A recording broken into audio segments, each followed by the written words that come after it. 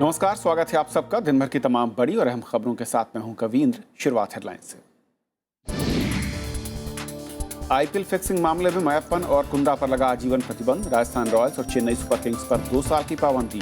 19 जुलाई को IPL governing council की आपात बैठक। आंध्र प्रदेश के राजमुंद्री में पुष्करम उत्सव में भगदड़, 27 की मौत, कई घायल। मारे गए लोगों के परिजनों को 10-10 लाख रुपए के मुआवजे का ऐलान। अमित शाह के बयान पर बीजेपी की सफाई, नहीं कही 25 साल में अच्छे दिन लाने की बात। विपक्ष ने लगाया वादा खिलाफी का आरोप। पश्चिमी देशों के साथ ईरान के परमाणु समझौता, परमाणु ठिकानों की निगरानी और दूसरे कार्यक्रम में कटौती को तैयार हुआ ईरान, हटेंगे आर्थिक प्रतिबंध। और खुलेंगे प्लूटो के अनसुलझे रहस्य, बेहद करीब से गुजरा नासा का न्यू होराइजन्स। कल मिलेंगी तस्वीरें।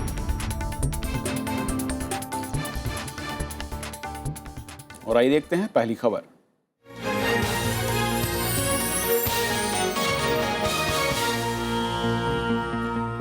आईपीएल क्रिकेट के सीजन 6 में फिक्सिंग और सट्टेबाजी की जांच के लिए गठित जस्टिस लोढ़ा समिति ने आज एक बड़ा फैसला सुनाया। सुप्रीम कोर्ट की ओर से गठित इस समिति ने सट्टेबाजी के आरोप में चेन्नई सुपर किंग्स और राजस्थान रॉयल्स टीमों पर 2 साल के लिए पाबंदी लगा दी। साथ ही इन टीमों से जुड़े गुरुनाथ मैयप्पन और राज कुंद्रा को भी बीसीसीआई से जुड़ने पर आजीवन प्रतिबंध लगा दिया गया। आईपीएल गवर्निंग काउंसिल ने इस मुद्दे पर अब 19 जुलाई को आपात बैठक बुलाई है। 2013 में खेले गए इंडियन प्रीमियर लीग के छठे संस्करण में सट्टेबाजी और स्पॉट फिक्सिंग पर लोढ़ा समिति की विस्तृत रिपोर्ट पेश हुई। इस 3 सदस्यीय जांच समिति ने आईपीएल की 2 टीमों राजस्थान रॉयल्स और चेन्नई सुपर किंग्स को 2 साल के लिए निलंबित करने की सिफारिश की है। जस्टिस लोढ़ा की अध्यक्षता वाली समिति ने चेन्नई सुपर किंग्स से जुड़े गुरुनाथ मैयप्पन और राजस्थान रॉयल्स के सहमालिक राज कुंद्रा को भी सट्टेबाजी और फिक्सिंग का दोषी पाया है और उन पर बीसीसीआई से जुड़ने पर आजीवन प्रतिबंध लगा दिया है।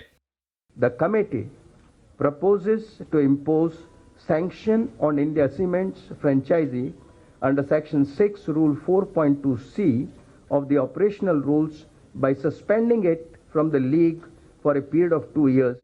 जस्टिस लोढ़ा कमेटी ने कहा कि गुरुनाथ मैयप्पन और राज कुंद्रा की हरकतों से बीसीसीआई, आईपीएल और क्रिकेट की छवि को नुकसान पहुंचा है। हालांकि उन्होंने ये भी कहा कि दोनों टीमों के मौजूदा खिलाड़ी किसी भी दूसरी टीम में खेलने को स्वतंत्र हैं। जस्टिस लोढ़ा ने आईपीएल के सीईओ सुंदर रमन की भूमिका को भी जांच के दायरे में लिया है। He is suspended for life from the activities as explained in Article 7.5 under Level 4, first offence of Article 2.4 of the Code of Conduct. याचिकाकर्ताओं और क्रिकेट के जानकारों ने भी सुप्रीम कोर्ट की इस जांच समिति के फैसले का स्वागत किया है और उम्मीद जताई है कि इसका दूरगामी असर होगा। 2 कंट्रोवर्शियल कल्प्रिट थे, उनको आइडेंटिफाई करके जो सिविल पनिशमेंट दिया है, हेड्स ऑफ कि अगर खेल की दुनिया में आज तक ये पनिशमेंट नहीं मिला किसी को। ये बीसीसीआई को करना चाहिए था, नहीं किया, इसलिए लोढ़ा कमेटी ने किया। I welcome the decision. Life ban हुआ है इंडिविजुअल्स पे, ये जो 2 साल का बैन हुआ फ्रेंचाइज पे, I would have preferred life ban for franchises also, but I think 2-year ban is also a good move and a good start. Supreme court ने जस्टिस मुकुल मुदगल की जांच समिति की रिपोर्ट के आधार पर इसी साल 22 जनवरी को ये 3 जजों की समिति गठित की थी। जस्टिस लोढ़ा कमेटी के आज के इस फैसले के बाद उम्मीद की जानी चाहिए कि क्रिकेट प्रेमियों का भरोसा वापस क्रिकेट में कुछ आएगा, लेकिन पूर्ण भरोसा तभी आ पाएगा जब मुंबई में चल रहे आपराधिक मामले का भी सकारात्मक नतीजा सामने निकल कर आएगा। दिल्ली से राजेश अग्रवाल के साथ रविंद्र सिंह शोराण, राज्यसभा टीवी। तो आज के इस फैसले के अलग अलग पहलुओं पर और बातचीत करेंगे, समझने की कोशिश होगी। हमारे साथ हैं वरिष्ठ खेल पत्रकार शिवेंद्र कुमार। शिवेंद्र, स्वागत है आपका। सबसे पहले तो जिस तरीके का ये फैसला है, सबसे बड़ा सवाल यही उठता है कि क्या वाकई इसके बाद आईपीएल को लेकर जो एक दाग था, जो इमेज थी, कुछ थोड़ी साफ होती दिखेगी, भरोसा लौटेगा? थोड़ी साफ होती दिखेगी, जो आपने कहा। मेरे ख्याल से 15 जुलाई की सुबह, यानी कल सुबह, जब पूरा हिंदुस्तान जागेगा और अलग अलग समाचार पत्रों में, चैनलों में सुबह सुबह फिर से इस खबर को देखेगा, तो सब यही जानना चाहेंगे कि क्या वाकई क्रिकेट साफ हो गया। क्या वाकई जब आप किसी पब्लिक फोरम पे जाएंगे या किसी सार्वजनिक जगह पर जाएंगे तो वहाँ पर लोग आपसे ये कहेंगे कि हम पहले सारे मैच देखते थे, अब हमने देखना छोड़ दिया क्योंकि अब हमारा भरोसा उठ गया है। क्या इस तरह की बातें अब नहीं होंगी? तो ये बहुत बड़ा सवाल है। लेकिन जैसे आपने अपने सवाल को ख़त्म किया कि क्या थोड़ा साफ होगा, तो ये ज़रूर कहा जा सकता है कि एक बीमारी थी जो जिस बड़ी बीमारी में के एक छोटे से हिस्से को अभी साफ किया गया है, यानी एक छोटी सी सर्जरी ज़रूर कर दी गई है, लेकिन एक बड़ा ऑपरेशन जो है वो अभी बाकी है। क्योंकि अगर आप एक आम क्रिकेट फैन से जाके पूछें तो वो गुरुनाथ मैप्पन को नहीं जानता, वो राज कुंद्रा को नहीं जानता, वो उन खिलाड़ियों के नाम जानना चाहता है जो सीलबंद लिफाफे में कोर्ट के पास हैं। आखिर वो कौन से, और हम सब जानते हैं कि कोई एक आदमी अकेले सट्टेबाजी नहीं कर सकता है, या कोई एक आदमी अकेले मैच फिक्स नहीं कर सकता है। तो जो अभी बड़े नाम हैं जो हैं ये सब जानते हैं। कमेटी ने बताया है कि खिलाड़ियों के नाम हैं, वो नाम कौन से हैं, वो नाम कब सामने आएंगे, और सबसे बड़ी बात कि क्या बीसीसीआई की जो इच्छा शक्ति होनी चाहिए कभी इस खेल को क्लीन करने के लिए, क्या वो इच्छा शक्ति उस तरह से दिखाई देगी? अगर दिखाई देगी तो हाँ ज़रूर इस खेल पर वापस भरोसा लौटेगा, हाँ ज़रूर लोग वापस स्टेडियम जाएंगे, हाँ ज़रूर लोग सुबह 4 बजे उठकर मैचेस देखेंगे। अगर नहीं होगा तो वही जैसा मैंने कहा, आप जहाँ भी जाएंगे लोग कहेंगे यार हम पहले तो सारे मैच देखते थे, अब मज़ा नहीं आता मैच देखने में। क्योंकि इस पूरे फैसले के बाद शिवेंद्र, ये एक आम धारणा है, फिर एक सवाल है एक आम जन के उस जहन में कि क्या इसकी जानकारी बीसीसीआई को नहीं थी? जो काम लोढ़ा कमेटी कर रही है, क्या ये काम बीसीसीआई नहीं कर सकती थी? और क्या वाकई सिर्फ महज ये दो जो नाम या दो टीमें आ रही हैं, सिर्फ वहां तक पूरा मामला सिमटा हुआ दिखता है? बहुत देखिए, मैंने कहा ना इच्छा शक्ति। आप दो चीज़ें देखिए, बीसीसीआई के अध्यक्ष इस वक्त कौन है? जगमोहन डालमिया। 2004, 2005, 2006 का वो दौर था जब इन्हीं जगमोहन डालमिया को इसी बीसीसीआई ने लाइफ बैन किया था वित्तीय अनियमितताओं के आरोप में। आज वो वापस बीसीसीआई के अध्यक्ष हैं। आईसीसी जो पूरी दुनिया में क्रिकेट को संचालित करती है, उसके चेयरमैन कौन है? एन श्रीनिवासन है। तो बीसीसीआई जो है वो कुछ ऐसे लोगों का समूह है जहां सारा का सारा जो खेल है वो 30 वोट का है। अगर आप उस 30 वोट में अपनी मेजॉरिटी साबित कर लें तो आप चाहे बेईमान हैं, चाहे आप जो कुछ भी हैं, आप सत्ता में रहेंगे। और अगर आप सत्ता में रहेंगे तो फिर आप अपनी मर्जी से चीजों को चलाते रहेंगे। ये कहना कि बीसीसीआई को नहीं पता था, या ये कह देना कि जो जस्टिस लोढ़ा कमेटी ने किया वो ये नहीं कर सकते थे, बिल्कुल कर सकते थे। लेकिन सवाल ये कि कौन करेगा? हम लोग बचपन से कहते हैं ना, बिल्ली के गले में घंटी कौन बांधेगा? तो जब बंद कमरों में बैठक होती है और सबके अपने अपने छोटे स्वार्थ होते हैं, तो उसके बाद यही होता है कि हम और तुम कॉम्प्रोमाइज कर लेते हैं। 30 लोग की कहानी है, बाहर तो जा नहीं रही है। क्रिकेट लोग देखने जाते ही हैं, जाते रहेंगे, चलने दो, उनके सेंटिमेंट से खेल रहे हैं अगर तो खेलने दो। परेशानी इसी बात को लेकर, अगर ये जब तक नहीं ठीक होगा तब तक कुछ नहीं हो सकता। अब सवाल ये कि गवर्निंग काउंसिल की जो बैठक होगी, जो बुलाई गई आपात बैठक, क्या उनके सामने विकल्प हैं? किस रास्ते पर उनको बढ़ना चाहिए और कहां पर बढ़ने की कोशिश हो सकती है? देखिए, विकल्प और कोशिश हर तरफ से यही होनी चाहिए कि खेल क्लीन हो। क्रिकेट की छवि जिसको बहुत जबरदस्त नुकसान पहुंचा है, वो वापस उसकी साख जो है वो वापस लौटे। विकल्प 2-3 हो सकते हैं। एक तो ये हो सकता है कि 2 साल तक जो है वो टीम, जो 8 टीमें होती थी उसकी बजाय 6 टीमें खेलें। दूसरा विकल्प ये हो सकता है कि राजस्थान रॉयल्स और चेन्नई के खिलाड़ियों को कुछ दूसरी टीमें अपनी टीमों में शामिल कर लें। या हो सकता है कि नए सिरे से इनकी बोली लगवाई जाए, मालिकाना हक किसी को, या मालिकाना हक किसी को दिया जाए। अब इसमें कुछ तकनीकी दांव पेच हैं। वो ये है कि आपको पता है कि आईपीएल में हर टीम के पास खिलाड़ियों को खरीदने के लिए एक सीमित पैसा है, एक पर्स है, जो कहा जाता है कि इसी में से लेना है। अब आप सोचें, कोई टीम धोनी को कैसे खरीदेगी, या रविंद्र जडेजा को कैसे खरीदेगी, या सुरेश रैना को कैसे खरीदेगी, जो मिलियंस में जिनकी कीमत लगाई गई है। तो अब क्या होगा कि जब ये मामला, अभी दोनों तरफ से इस तरह के संकेत आने लगे हैं कि मतलब सीएसके की तरफ से भी और राजस्थान रॉयल्स की तरफ से भी कि ये लोग इस फैसले को चुनौती देंगे। तो अब ये सारी चीजें जब वापस पहुंचेंगी तो ये होगा कि साहब, आईपीएल में सिर्फ ये 2 टीमें नहीं हैं, ये 2 टीमें ब्रांड हैं, ये दोनों टीमें चैंपियन रही हैं आईपीएल की। और इन दोनों टीमों के बैन करने का मतलब यह है कि ब्रांड आईपीएल जो पूरे वर्ल्ड में इस वक्त सब लोग जिस पर निगाहें हैं, उस ब्रांड को नुकसान होता है। तो ये अगर अगले 1 साल में बाद वापस ये दोनों टीमें खेलते दिखाई दें तो बिल्कुल चौंकने की जरूरत नहीं है, क्योंकि बहुत बड़े बड़े शातिर दिमाग जो है अब तक लग चुके होंगे इन टीमों के वापस किस तरीके से इनकी वापसी करानी है इसको लेकर। और क्या ये कहा जाए कि जो एक पूरा सच है, जो पूरी कालिक है, मैं कहूँ कि वाकई आपने जो कहा कि एक बड़ा शरीर, इसके छोटे से हिस्से में जो मैं कहूँ कि उसकी सर्जरी की गई है, पूरी सर्जरी होने में क्या कोई उम्मीद दिखती है? और कोई समय सीमा आपको लगती है? जिस तरीके से कुछ, मैं कहूँ कि कोर्ट में मामला है, मुंबई में गया, यहाँ पर समिति बनी, उसने अपना फैसला सुना, शायद कुछ इससे मैं कहूँ सीख लेते हुए। सीख, देखिए, अब ऐसा नहीं कि इस फैसले को आप ये कह दें कि कुछ हुआ ही नहीं हुआ। पहली बार ऐसा लगा कि हाँ कुछ हुआ है। दो टीमें, दो बड़ी टीमें, वो भी एक टीम जिसका मालिक जो है वो एन श्रीनिवासन जैसा ताकतवर आदमी है, दूसरी टीम जो चैंपियन रही है, उस टीम को अगर 2 साल के लिए बैन किया गया तो ये तो मानना पड़ेगा कि कुछ हुआ है। लेकिन आप जो पूछ रहे हैं क्या कोई समय सीमा है और क्या वो पूरा साफ हो सकता है, ऐसा नहीं कि वो साफ नहीं हो सकता, और ऐसा भी नहीं कि उसको साफ करने में कोई बहुत हजारों वर्ष लगेंगे। बस एक दिन की बात है जब ये बीसीसीआई के जो अलग अलग पॉलिटिकल पार्टीज में बैठे लोग हैं ये बैठ जाएं और तय कर लें कि हमें क्रिकेट की साख को वापस ले आना है। बहुत आसान काम है। ऐसा नहीं कि बिल्कुल अनजान है लोग, पता नहीं कि कौन से लोग कर रहे हैं, क्या कर रहे हैं। सबको पता है क्या हो रहा है, कहां से हो रहा है, कैसे हो रहा है, क्योंकि ये सारे लोग जो भी क्रिकेट से जुड़े रहे हैं उन्हीं के संचालन में चीजें चल रही हैं। तो हो सकता है, बिल्कुल हो सकता है। इच्छा शक्ति चाहिए। जब तक इच्छा शक्ति नहीं होगी, जब तक वाकई क्रिकेट को साफ करने का लक्ष्य नहीं होगा, तब तक कुछ नहीं हो सकता। सिर्फ बातें होंगी, मीटिंगें होंगी, बंद कमरों से रिलीज आएंगी, हम लोग ऐसे ही बताते रहेंगे टेलीविजन चैनल्स पर कि ये हुआ। असल में क्रिकेट की साख वहीं की वहीं रह जाएगी। शिवेंद्र, बहुत बहुत शुक्रिया इस पूरे मसले पर बातचीत करने के लिए आपका। तो ये थी हमारी पहली खबर, और छोटा सा ब्रेक लेंगे। ब्रेक के उस पार दिन भर की तमाम बड़ी खबरें होंगी। रहिएगा हमारे साथ।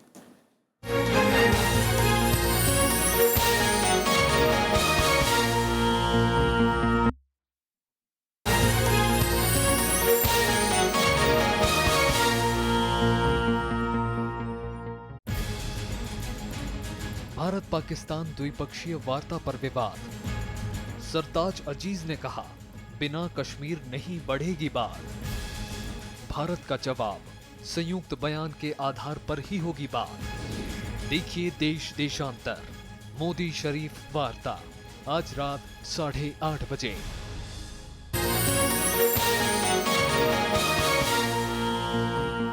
बीजेपी ने अपने राष्ट्रीय अध्यक्ष अमित शाह के बयान पर सफाई जारी की है। कुछ मीडिया रिपोर्ट्स के मुताबिक अमित शाह ने देश के अच्छे दिन आने में कम से कम 25 साल लगने की बात कही थी। विपक्ष की ओर से तीखी आलोचना के बाद बीजेपी ने अब बाकायदा उस भाषण का वीडियो जारी कर दोष मीडिया के सर पर मढ़ दिया है। कहते हैं दूध का जला छाछ भी फूंक फूंक कर पीता है। काला धन वापस लाने और हर नागरिक के खाते में 15 लाख रुपए जमा करने की बात को जुमला बताने वाले अमित शाह के कथित ताज़ा बयान पर पार्टी ने विस्तार से सफाई दी है। पार्टी ने कहा है कि पार्टी कार्यकर्ताओं को संबोधित करते हुए अमित शाह ने अच्छे दिन आने से संबंधित कोई बात नहीं कही। अच्छे दिन आने में 25 वर्ष लगेंगे, ऐसा कोई इसमें ना तो भाव है ना कुछ कहा गया है। लेकिन ये एक तरीके से कुछ मात्रा में हम बार बार देख रहे हैं कि राजनीतिक नेताओं के मुंह में शब्द गलत डाल के जो गलत प्रकाशित किया जाता है उसकी हम कड़े से कड़े शब्दों में निंदा करते हैं। हालांकि इससे पहले मीडिया में ऐसी खबरें आने के बाद से ही विपक्ष ने बीजेपी और केंद्र सरकार पर वादे नहीं निभाने के तीखे आरोप लगाए। नरेंद्र मोदी जी चुनाव के पहले कहते थे 5 साल में अच्छे दिन आ जाएंगे। अब अमित शाह जी कहते हैं इसको 25 साल और लगेंगे, और 25 साल में हर बार भाजपा को जिताइए, तो यानी कि उनकी पीढ़ी तो सत्ता में रहेगी। ये सब बातें जनता को मूर्ख बनाने की हैं। 2014 के लोकसभा चुनाव में काले धन पर किए गए वादे को जुमला बताने पर अमित शाह और बीजेपी की काफी किरकिरी हो चुकी है। इसी तर्ज पर उसके एक और वादे पर पार्टी अध्यक्ष को घिरते देख बीजेपी ने पूरी तैयारी के साथ जवाब दिया है। श्याम सुंदर, राज्यसभा टीवी। आम आदमी पार्टी के संयोजक और दिल्ली के मुख्यमंत्री अरविंद केजरीवाल ने पार्टी के लिए जनता से चंदे की गुहार लगाई है। केजरीवाल ने कहा कि पार्टी चलाने के लिए उनके पास पैसे नहीं हैं।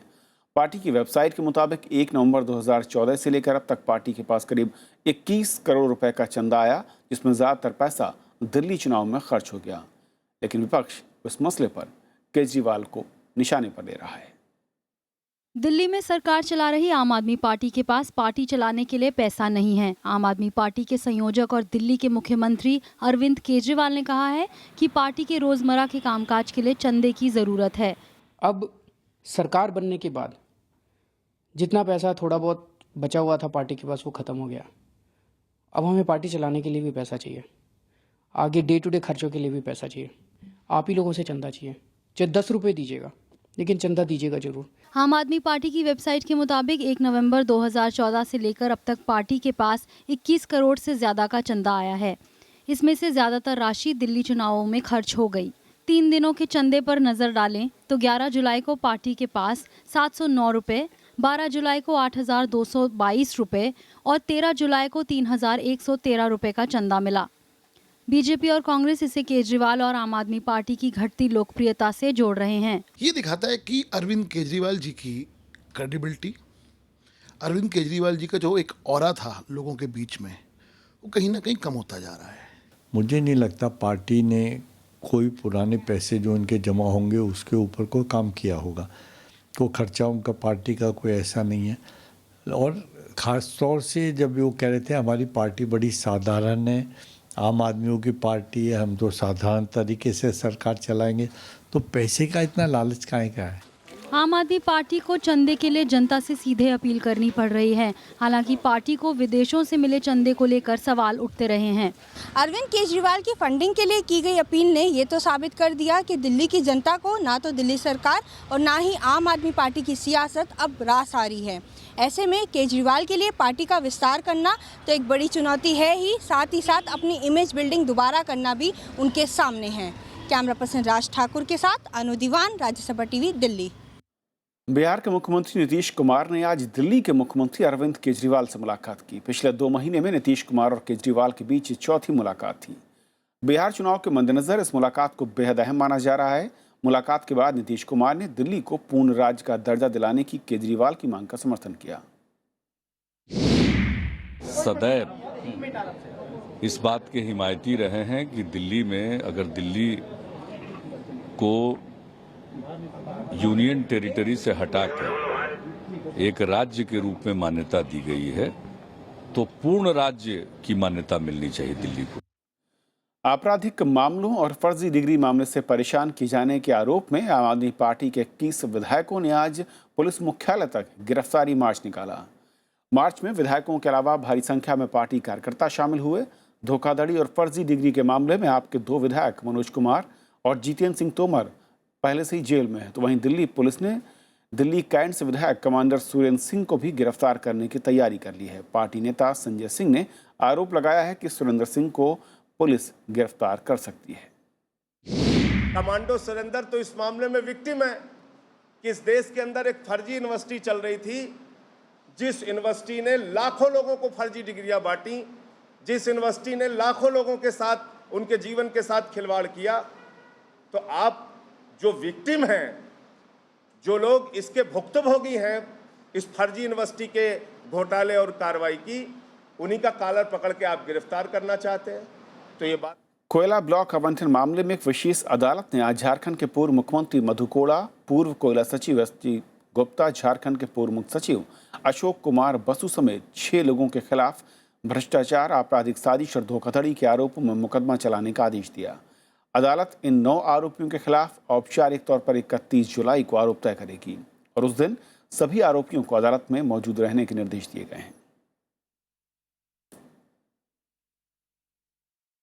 आंध्र प्रदेश के राजामुंद्री में पुष्करम महोत्सव के पहले ही दिन भगदड़ में 27 श्रद्धालुओं की मौत हो गई और 40 से ज्यादा लोग घायल हो गए। मुख्यमंत्री चंद्रबाबू नायडू राहत और बचाव अभियान की निगरानी कर रहे हैं। वहीं प्रधानमंत्री ने इस घटना पर शोक जताया है। राजामुंद्री में गोदावरी तट पर पवित्र स्नान के लिए सुबह से ही श्रद्धालुओं की भारी भीड़ थी। लोग गोदावरी नदी में स्नान के लिए पुष्कर घाट की ओर जाने की कोशिश कर रहे थे। इसी दौरान भगदड़ मच गई। देखते ही देखते कई लोग जमीन पर गिर गए। कुचले जाने और दम घुटने से कई लोगों की मौके पर मौत हो गई। मरने वालों में ज्यादातर महिलाएं और बुजुर्ग हैं। आंध्र प्रदेश के मुख्यमंत्री एम चंद्रबाबू नायडू ने अस्पताल जाकर घायलों से मुलाकात की। संघटन पट्ल ना बाधनु आवेदननी దిగ్భ్రాంతిని వ్యక్తం చేస్తున్నాను। దురదృష్టకర సంఘటన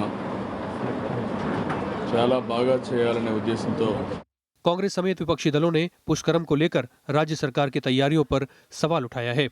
Very unfortunate and our deepest sympathy towards the deceased families and those people who got hurt and taking treatment in the hospitals.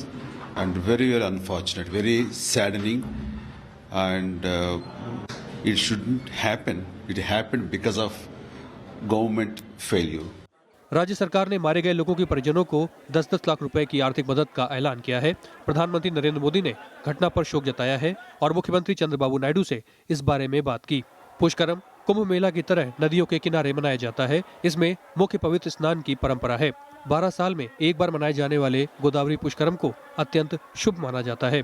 धार्मिक आयोजनों में भगदड़ से हर साल कई लोगों की जान चली जाती है। पिछले साल पटना के गांधी मैदान में दशहरे के आयोजन के दौरान हुई भगदड़ में 30 से ज्यादा लोगों की मौत हो गई थी। 2013 में मध्य प्रदेश के दतिया में रतनगढ़ मंदिर में हुई भगदड़ में 100 से ज्यादा लोग मारे गए थे। वहीं 2011 में केरल के सबरीमाला में अयप्पा मंदिर के पास भगदड़ में 102 लोगों की जान चली गई थी। Bureau report, Rajya Sabha TV. जहां देश में खुदरा महंगाई दर लगातार परेशानी का सबब बन रही है, वहीं ताज़ा थोक महंगाई दर थोड़ी राहत लेकर आई है। लगातार 8वें महीने थोक महंगाई दर न्यूनतम बनी हुई है। हालांकि खुदरा महंगाई दर में बढ़ोतरी के चलते आरबीआई की तरफ से ब्याज दरों में कटौती की उम्मीद भी कम हो गई है। जून में थोक महंगाई दर -2.4% पर रही है, जबकि मई में ये दर -2.36% थी। जून के दौरान खाने पीने की चीजों के थोक दामों में कमी दर्ज की गई है। ये मई के 3.8% के मुकाबले जून में घटकर 2.88% रह गई। बिजली और पेट्रोलियम के थोक दामों में कमी के चलते इनसे जुड़ी महंगाई दर -10.03% रही। मई में ये दर -10.5% थी। सब्जियों की महंगाई दर -7.07% रही है, जबकि मई में ये दर -5.54% थी। हालांकि थोक महंगाई दरों में कमी का कोई असर रिजर्व बैंक की नीति पर नहीं पड़ने वाला।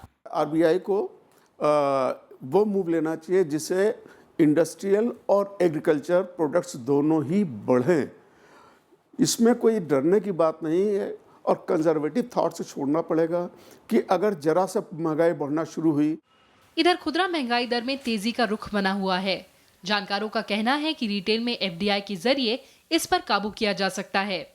हमारे देश के अंदर में जहाँ पे खेती की पैदावार होती है, न वहाँ पे वेयर हाउसिंग है, न वहाँ पे कोल्ड चेन स्टोरेज है, न वहाँ पे इंफ्रास्ट्रक्चर है। और इसको बढ़ावा देने के लिए सरकार को सबसे पहला और सबसे मुख्य जो है मुद्दा बनाना चाहिए। थोक महंगाई दरों में कमी से आम आदमी की जेब पर कोई खास फर्क नहीं पड़ता। हालांकि मानसून को लेकर अभी भी शंकाएं बनी हुई हैं। अगर बारिश कम होती है तो इसका सीधा असर न सिर्फ महंगाई बल्कि विकास पर भी पड़ना तय है। कृति मिश्रा, राज्यसभा टीवी। ईरान परमाणु कार्यक्रम पर लंबे समय से चला आ रहा विवाद सुलझ गया है। मंगलवार को वियना में इसका ऐलान किया गया। पश्चिमी देशों ने डील को ऐतिहासिक बताया है, जबकि इजरायल ने इसे ऐतिहासिक भूल करार दिया है। इधर डील का ऐलान होते ही अंतर्राष्ट्रीय बाजार में तेल की कीमतें कम होनी शुरू हो गईं। ईरान और पश्चिमी देशों के नुमाइंदे पिछले कई दिनों से ऑस्ट्रिया के वियना शहर में परमाणु विवाद का हल निकालने की कोशिश कर रहे थे।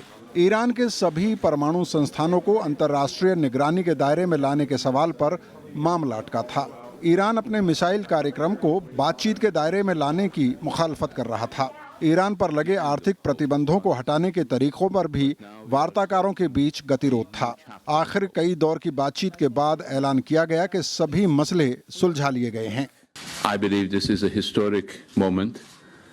We are reaching an agreement that is not perfect for anybody, but it is what we could accomplish, and it is an important achievement for all of us. Today could have been the end of hope on this issue, but now we are starting a new chapter of hope. समझौते के तहत Iran अपने परमाणु और सैनिक ठिकानों को अंतर्राष्ट्रीय निगरानी के लिए खोलेगा। ईरान अपने परमाणु कार्यक्रम में कटौती करेगा।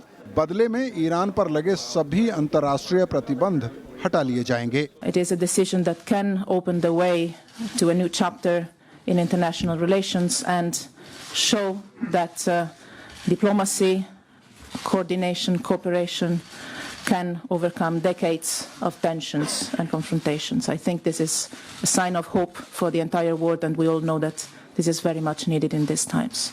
अमेरिका, रूस और चीन समेत तमाम देशों ने ईरान परमाणु समझौते का स्वागत किया है। हालांकि इजरायल ने इसे ऐतिहासिक भूल करार दिया। לעשות הסכם בכל מחיר, זאת התוצאה. מהדיווחים הראשונים שמגיעים אפשר לקבוע כבר עכשיו שההסכם הזה הוא טעות היסטורית לעולם. इस डील से भारत के लिए ईरान में व्यापार के नए मौके खुल सकते हैं। डील का ऐलान होते ही दुनिया भर में कच्चे तेल के दामों में कमी दर्ज की गई। आने वाले दिनों में सस्ते तेल से भारत समेत दुनिया भर की अर्थव्यवस्थाओं को फायदा मिलेगा। Bureau report, Rajya Sabha TV. अमेरिकी अंतरिक्ष एजेंसी नासा का न्यू होराइजन्स यान आज प्लूटो के सबसे पास करीब 12,000 किलोमीटर दूर से गुजरा। ये पहला मौका है जब सौरमंडल के छोर पर स्थित बौने ग्रह प्लूटो के इतने निकट कोई यान पहुंचा है। इस मिशन से प्लूटो और सौरमंडल के बारे में नई जानकारियां हासिल होंगी। अरबों किलोमीटर की दूरी के चलते होराइजन्स से खींची गई तस्वीरें 15 जुलाई को मिलेंगी, जबकि दूसरे आंकड़े मिलने में 1 साल से ज्यादा का वक्त लग सकता है। 50,000 किलोमीटर प्रति घंटे की रफ्तार, 9.5 साल और 5 अरब किलोमीटर का लंबा सफर। मंगलवार शाम 5:15 पर नासा का होराइजन्स यान प्लूटो के सबसे करीब से गुजरा। इस दौरान प्लूटो से इसकी दूरी 12,500 किलोमीटर थी। मिशन होराइजन्स का मकसद प्लूटो और इसके उपग्रह कैरन की सतह का नक्शा बनाना है। इसके वायुमंडल की संरचना, तापमान और इसके पलायन वेग को मापना है। साथ ही इसके चारों ओर के छल्लों और काइपर पिंडों के बारे में जानकारी जुटाना है। मिशन से जुड़े वैज्ञानिक इस पर नजर बनाए हुए हैं। We've discovered that Pluto is a little bit larger than we anticipated. We now have good measurements of its diameter and its radius. Its radius is 1,185 kilometers, plus or minus 10. That settles the debate about the largest object in the Kuiper Belt. New Horizons की खूबियों की बात करें तो करीब 500 kilogram वजनी इस यान में 7 पेलोड हैं। इसमें रॉल्फ नाम का एक विजिबल इंफ्रारेड इमेजर और स्पेक्ट्रोमीटर है। ये प्लूटो के रंग और इसके तत्वों की थर्मल मैपिंग करेगा। एलिस एक अल्ट्रावायलेट स्पेक्ट्रोमीटर है जो प्लूटो के वातावरण, इसके उपग्रह कैरॉन और काइपर बेल्ट संरचना की जानकारियां जुटाएगा। रेक्स प्लूटो के वातावरण और लॉरी नाम का टेलीस्कोपिक कैमरा इसके हाई रेजोल्यूशन जियोलॉजिकल डाटा को जुटाएगा। स्वैब उपकरण प्लूटो में सौर हवाओं के असर से जुड़ी जानकारियां देगा। छठा उपकरण पेप्सी है, ये भी प्लूटो के वातावरण से जुड़ी जानकारियां देगा। 7वां पेलोड VBSDC है, इसका काम सौर मंडल से परे नई संभावनाओं की तलाश है। हमारे जो सबसे बड़े टेलीस्कोप्स हैं, जिसमें नेकेड आई टेलीस्कोप्स वाले से लेकर के रेडियो टेलीस्कोप्स तक, या जो हमने सौर मंडल में और टेलीस्कोप्स भेजे थे, वो इतना करीब कोई नहीं गया था। तो हमारी जानकारी प्लूटो के बारे में बहुत कम थी। प्लूटो करीब 14 किलोमीटर प्रति सेकंड की तेज रफ्तार से घूम रहा है, जिसके चलते यान का इसकी कक्षा में दाखिल होना नामुमकिन है। इसलिए न्यू होराइजन्स यान प्लूटो के बेहद करीब पहुंचकर उसकी तस्वीरें और जानकारियां जुटाएगा। साथ ही ऑप्टिकल नेविगेशन तकनीक से भी तस्वीरें खींचेगा। हालांकि ये आंकड़े अगले साल अक्टूबर तक ही मिल पाएंगे। इस मिशन से जहां पहली बार प्लूटो को करीब से जानने का मौका मिलेगा, वहीं ब्रह्मांड में नए रहस्यों की तलाश तेज होगी। Bureau report, Rajya Sabha TV. Bharat ने आज जिम्बाब्वे के खिलाफ लगातार तीसरे मैच में जीत दर्ज करते हुए सीरीज अपने नाम कर ली। हरारे के मैदान में भारत ने पहले बल्लेबाजी करते हुए 277 रन बनाए, जबकि जिम्बाब्वे ने सभी विकेट खोकर 42 ओवर और 4 गेंदों में सिर्फ 193 रन ही बना सकी। भारत की ओर से केदार जाधव ने नाबाद 105 रन और मनीष पांडे ने शानदार 71 रन बनाए। Jadhav man of the match बने। बांग्लादेश में सीरीज गंवाने के बाद युवा टीम के लिए जिम्बाब्वे को उसकी धरती पर हराना एक बड़ी चुनौती थी। तो खबरों के आज के सफर में इतना ही, लेकिन जाते जाते छोड़ जाते हैं दिन और दुनिया की तमाम बड़ी और अहम खबरों के साथ। नमस्कार। सामाजिक कार्यकर्ता तीस्ता सीतलवाड़ की मुंबई स्थित ऑफिस और आवास पर सीबीआई ने आज छापेमारी की। तीस्ता पर आरोप है कि उनकी एनजीओ को विदेश से चंदा मिला, जिसकी जानकारी उन्होंने सरकार को नहीं दी। उच्चतम न्यायालय ने मणिपुर में कथित फर्जी मुठभेड़ के मामलों पर केंद्र, मणिपुर सरकार और राष्ट्रीय मानवाधिकार आयोग को व्यापक रिपोर्ट देने को कहा है। इनमें 62 ऐसे मामले हैं जिनमें प्राथमिकी दर्ज नहीं की गई। तिरुवनंतपुरम में भारतीय जनता युवा मोर्चा ने स्कूलों में किताबें न मिलने की शिकायत को लेकर प्रदर्शन किया। युवा मोर्चा के कार्यकर्ताओं ने पुलिस बैरिकेड तोड़ दिए। प्रदर्शनकारियों को तितर बितर करने के लिए पुलिस को पानी की बौछारों का सहारा लेना पड़ा। युवक कांग्रेस के कार्यकर्ताओं ने आज दिल्ली में व्यापम घोटाले के पीड़ितों को इंसाफ दिलाने के लिए सरकार के खिलाफ मार्च निकाला। युवक कांग्रेस ने व्यापम मामले में हुई संदिग्ध मौतों के लिए मध्य प्रदेश सरकार को जिम्मेदार ठहराया। कांग्रेस की मांग है कि मृतकों के परिजनों को 1 करोड़ मुआवजा और परिवार के एक सदस्य को प्रदेश सरकार की तरफ से नौकरी दी जाए। केंद्रीय मंत्री नरेंद्र सिंह तोमर ने कहा है कि व्यापम घोटाले में मुख्यमंत्री शिवराज सिंह चौहान को इस्तीफा देने की जरूरत नहीं है। भोपाल में एक कार्यक्रम में हिस्सा लेने आए तोमर ने कहा कि व्यापम में कांग्रेस बेवजह शिवराज की छवि खराब कर रही है। टीडीपी विधायक सांद्रा वेंकट वीरैया को कैश फॉर वोट मामले में सशर्त जमानत मिल गई है। एक स्थानीय अदालत ने वीरैया को जमानत देते हुए कहा कि वो अपना पासपोर्ट जमा कराएंगे। साथ ही इजाजत लिए बगैर वो अपने विधानसभा क्षेत्र सत्तुपल्ली से बाहर नहीं जा सकते।